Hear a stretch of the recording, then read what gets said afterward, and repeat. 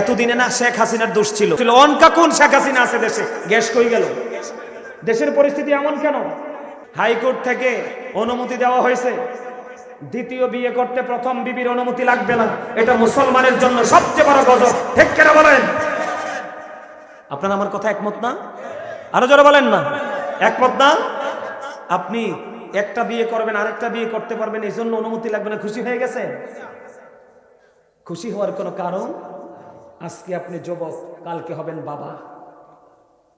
কি আপনি বাবা হওয়ার পরে আপনার কন্যা সন্তান আসবে, বড় হবে। আজকে যে আচরণ করবেন একটা মেয়ের সাথে, কাল বাদে পরশু আপনার মেয়ের সাথে পরের ছেলে এটাই করবে। কথা বলেন না কেন? এটা পশ্চিমা কালচার। নারীদের দাম বাড়ছে না কমছে? ওমা কমছে বেড়া। কি ও, নারীদের দাম বাড়ছে না কমছে? এটা তো বাজারে সস্তা পণ্যের, আপনি বাজারে সস্তা পণ্য বানিয়ে দিলেন। দ্বিতীয় বিয়ে করতে হলে বড় বিবির অনুমতি লাগবে, এবং বড় বিবিকে সব সমান হিসাব করে দিতে হবে। আপনি যদি দ্বিতীয় বিয়ে করার পরে প্রথম বিবিকে আপনি কি করেন? কষ্ট দেন, তাকে আপনাকে কাল হাসরে অর্ধাংশ কোজো করে দাঁড় করানো হবে। নাউজুবিল্লাহ। সবচেয়ে বড় ভয়ঙ্কর কথা, দ্বিতীয় বিয়ে করলে বাংলাদেশে প্রথম বউর খবর রাখে না, এমন নজির অহরহ আছে। যেই স্বামী প্রথম বিবিকে মোহরানা না দিয়ে কবরে যাবে, কাল হাসরের দিন তাকে জিনাকারীদের অন্তর্ভুক্ত করা হবে। ঠিক কিনা বলেন? সম্মানিত উপস্থিতি, দেশ কোথায় যাচ্ছে আমি জানি না। একজন আওয়ামী লীগ করে, একজন বিএনপি করে, একজন জাতীয় পার্টি করে, একজন এটা করে, আরেকজন ওটা করে, যার যেই দল ভাল লাগে করেন। কিন্তু দেশের স্বাধীনতা, সার্বভৌমত্বের ক্ষেত্রে সবাই একমত হতে হবে। ঠিক কিনা বলেন? আরো জোরে। এই আপনাদেরকে আমি বলি, আমাদেরকে প্রায় সময় মানুষ আমাদেরকে বলে যে হুজুর, বাংলাদেশে তো হা ভোট আর না ভোট হইব, মানে হা কোনটা না কোনটা। আমি আপনাদেরকে বলি, আপনাদের আজকের এই মাহফিল থেকে আমি অন্তর্বর্তী সরকারকে বলে দিতে চাই, আমি গাজী সুলাইমান ব্যক্তিগতভাবে আমি হা এবং না ভোটের পক্ষে নয়। আপনারা কি এটার পক্ষে? কথা বলেন। হা এবং না ভোট, আপনি কি বুঝা হা দিবেন, কি বুঝা না দিবেন আমার কোন? এটাতে হা কি, এই পাশে কি হা, এই পাশে না। আপনি কোনটা বুঝা হায় ভোট দিবেন আর কোনটা বুঝা নাই ভোট দিবেন?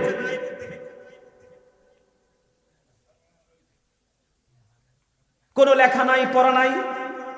হ্যাঁ এবং না ভোট হইলে আপনাদের পুরো ইয়ার মধ্যে, সনদের মধ্যে পুরো উল্লেখ থাকতে হবে কি হবে না? কথা বলেন।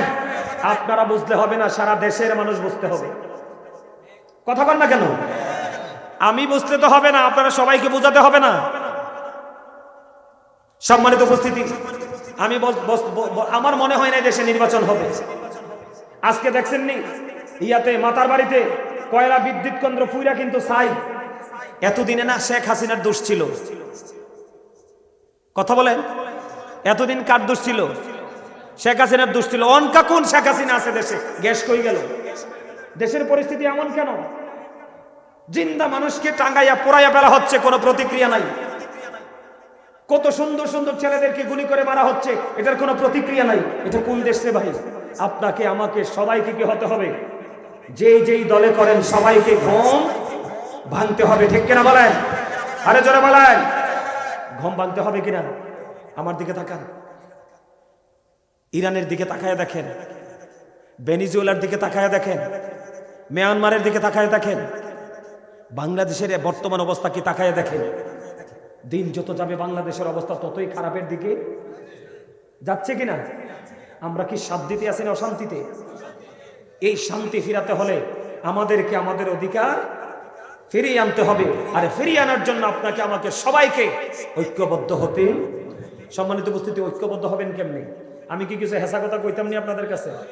আমার লগে আবার কাজে টাজে লাগবেন নি? কেউ লাগবেন না তো? হেসা করে কইছেন? এদিকে তাকান। সর্বশেষ ওয়াজটা একটু কইরেই যাই। এই জামাল, ওয়াজটা কি করতাম? হ্যাঁ করতাম নি রে? ঠিক আছে, কে কে ওয়াজের পক্ষে আছেন হাত তোলেন। সোজা করে, সোজা করে, এমনি। আল্লাহু আকবার, ইয়া রাসূলুল্লাহ। জিন্দাবাদ, জিন্দাবাদ, জিন্দাবাদ, জিন্দাবাদ, মারহাবা বলেন।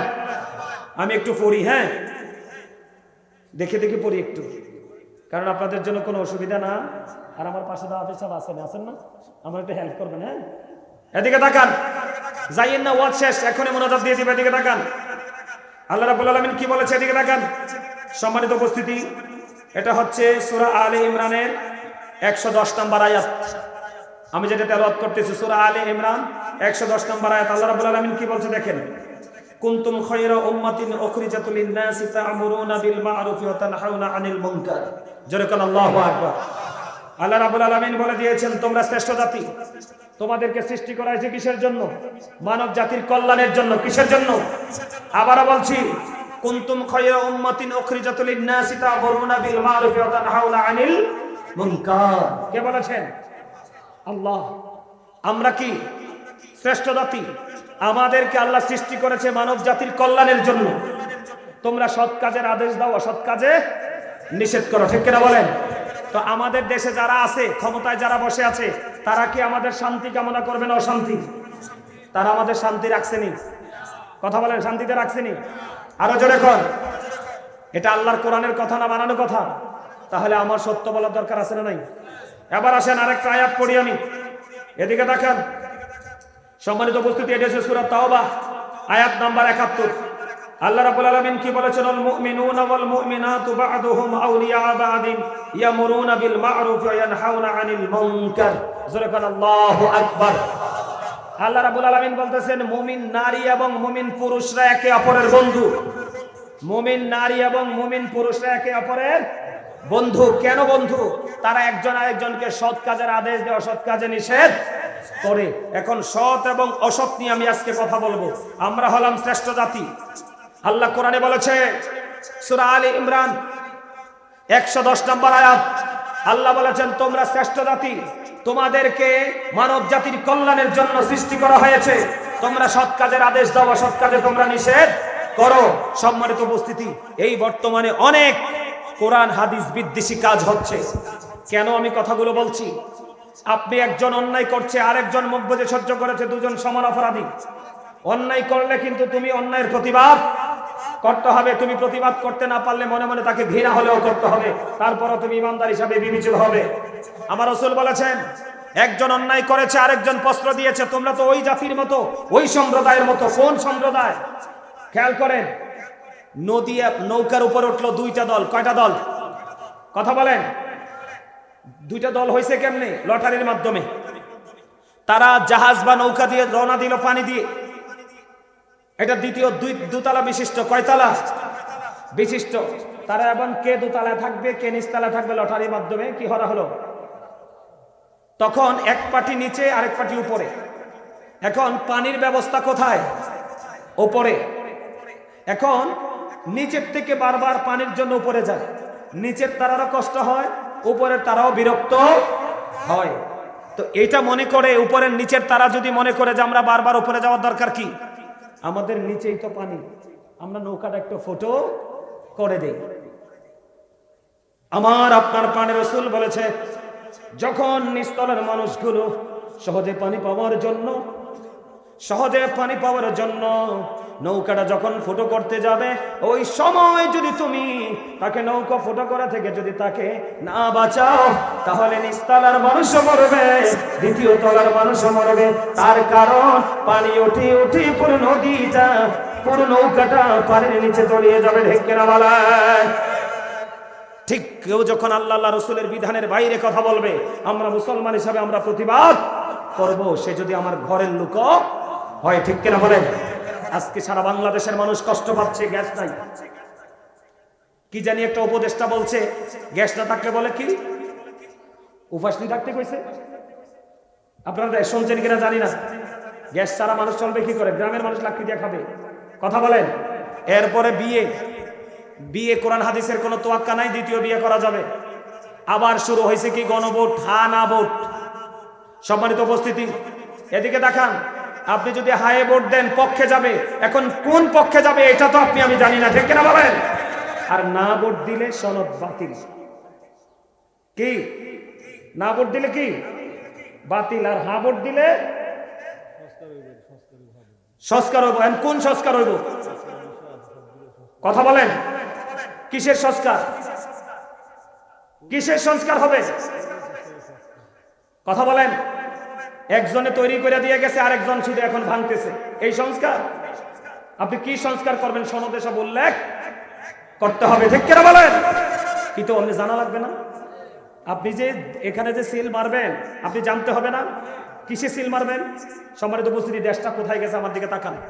কয়দিন আগে আপনারা দেখছেন কিনা জানি না, একজন রোজার পূজা ত্যাগ করছে। ওমামা নাউজুবিল্লাহ বলেন না কেন? আপনারা কোন দেশে আছেন শোনেন নাই? রোজার পূজা কি? হিন্দুদের উলুধ্বনি, মুসলমানের আজান এক। এটা কোন প্রতীকের বক্তব্য জানেননি? দাড়ি পাল্লা, দাড়ি পাল্লা। কোন পাল্লা? গতকালকের খবর, আমি মাহফিলে যাচ্ছি, ওই মোবাইলে ওপেনিং করছি, মোবাইল ওপেনিং করে দেখি সিরাজগঞ্জে এক এমপি পদপ্রার্থী, তিনি বলতেছে কেউ যদি দাড়ি পাল্লাকে সাপোর্ট না করে সে যেন ওয়াজ মাহফিলে না আসে।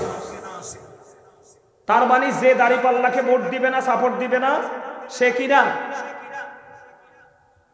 না মুসলমান না। এই কথা বলছে আরেকজন বলছে, ওইটাও বলছে যে যে দাড়ি পাল্লায় ভোট দিবে না, হাত পাখায় ভোট দিবে না। আপনারা অনলাইনে দেখবেন, আমি অনলাইনে দেখছি, আমি তাদের কাছে যাই নাই। যে দাড়ি পাল্লায় ভোট দিবে না এবং হাত পাখায় ভোট দেবে না, তারা নাকি মুসলমান না। নাউজুবিল্লাহ বলেন না কেন? আর যারা বলে নাউজুবিল্লাহ, মা আস্তে কেন নাউজুবিল্লাহ? আমি এটা বানাই বলছি, এগুলো তাদের বক্তব্য। চট্টগ্রামের একজন এমপি পদপ্রার্থী, এই মিয়া ভাই, চট্টগ্রামের একজন এমপি পদপ্রার্থী, উনি বলতেছে আমি ডাক দিলে সূর্য দাঁড়ায় থাকবে। আরো জোরে কন্যা নাউজুবিল্লাহ। এগুলো কি আল্লাহর বিধানের বিরুদ্ধাচরণ কিনা বলেন? আরে আরো জোরে বলেন।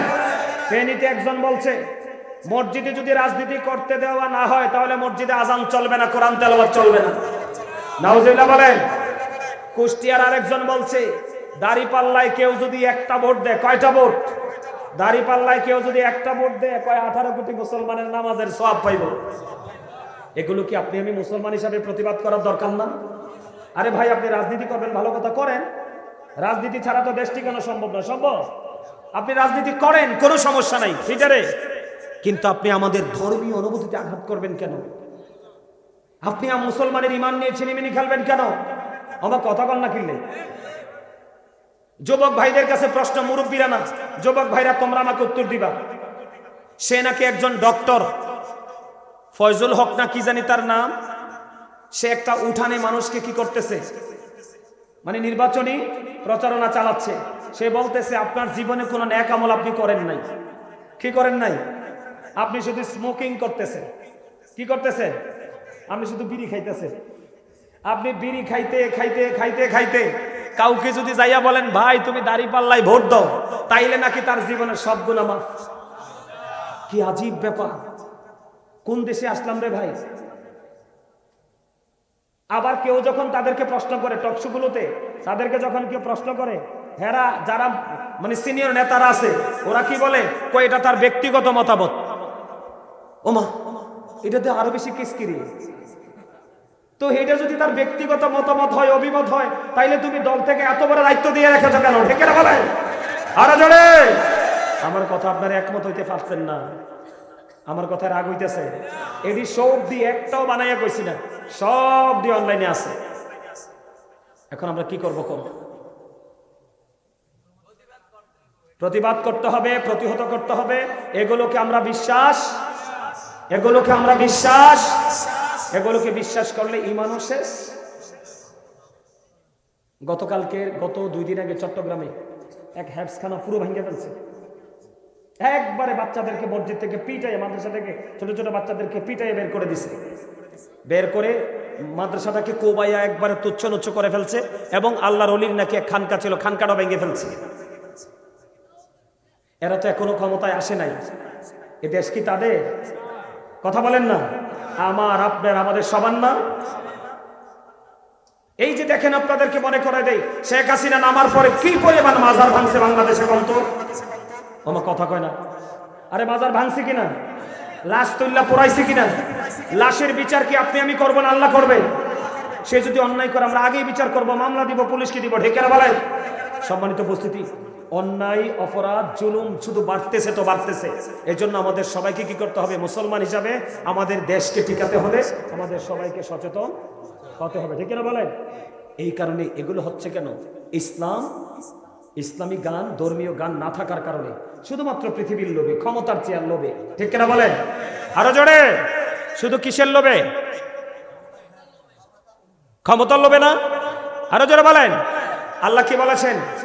মুমিন নারীরা একে অপরের বন্ধু, কারণ তারা সৎ কাজের আদেশ করে, অসৎ কাজ করতে থাকলে। এখন আপনি, আরে ভাই আপনি দল করেন, কোনো সমস্যা নাই, মানুষ কি ভুল করে না? আপনি প্রতিবাদ করবেন, তখন দেখবেন তারা এই অপরাধগুলো থেকে দূরে সরে যাবে, ঠিক কিনা বলেন? সম্মানিত উপস্থিতি, এই জন্য ধর্মীয় শিক্ষার অনেক বেশি প্রয়োজন, ধর্মীয় গান অর্জন করা অনেক বেশি প্রয়োজন। আমাদেরকে চোখ কান খোলা রাখতে হবে, সচেতন হতে হবে, কারণ অলরেডি কিন্তু পশ্চিমাদের নজর কিন্তু আমাদের দিকে। আমার কথা কয় না কেন? পশ্চিমাদের নজর কোন দিকে? আমাদের দিকে। সুযোগ পাইলেই কিন্তু আমাদেরকে শক্ত ছবল দিবে, ঠিক কিনা বলেন? কড়া নজর কিন্তু আমাদের দিকে। আমাদের দেশে কিন্তু তাদের সাথে মোকাবেলা করার, প্রতিহত করার কিচ্ছু নাই। আমাদের আছে একমাত্র ঈমান, ঠিক কিনা বলেন? এই ঈমানটাও যদি এই বক্তব্য দিয়ে দিয়ে ধ্বংস করে দেয়, তাহলে আমাদের কাছে আর অবশিষ্ট কিছুই রইল না, আমাদের ধ্বংস অনিবার্য, ঠিক কিনা বলেন? আবার হেরা কি কয় জানেননি? আবার হেরা কয় আগের কথাও তো শোনেন নাই, পরের কথাও তো শোনেন নাই। আরে কথা যেটা কইছো এটাই তো অন্যায়, আগের তার পরেরটা কি শুনবো? সম্মানিত উপস্থিতি, আপনি যাকে ভালো লাগে, যদি নির্বাচন হয়, আপনি যাকে ভালো লাগে তাকেই ভোট দিবেন, আপনার যে পছন্দের তাকেই প্রার্থী হিসাবে ভোট দিবেন। কিন্তু ধর্ম নিয়ে, ইসলাম নিয়ে, ঈমান নিয়ে আমরা হানাহানি মারামারি করতে আমরা দিব, ঠিক কিনা বলেন? দিব না। আল্লাহ যেন আমাদেরকে সঠিক বুঝ দান করে, দিনের শিক্ষা অর্জন করার তৌফিক দান করে, পথ চলার ক্ষেত্রে বেশি বেশি করে আল্লাহ রসুলের কথা মেনে চলে আমাদের চলার তৌফিক দান করে, সকলে বলুন আমিন। সম্মানিত উপস্থিতি, আমি একবারে শেষ প্রান্তে চলে আসছি, অনেক সময় হয়ে গেছে। ওরে বাবা রে বাবা, অনেক সময় হয়ে গেছে। আল্লাহ আমাদের সবাইকে কবুল করেন, সকলে বলুন আমিন। আমার আল্লাহ আল্লাহ আল্লাহ লা ইলাহা ইল্লাল্লাহ, আল্লাহ আল্লাহ আল্লাহ লা ইলাহা। বুঝি নাই, এটা বলবো আমি একটু পরে বলছি। না না রাখ না। সশরীরে জিন্দা নবীজি সোনার মদিনায়, আসুন সবাই দাঁড়াইয়া সালাম জানাই নবীজি। আল্লাহ আল্লাহ আল্লাহ লা ইলাহা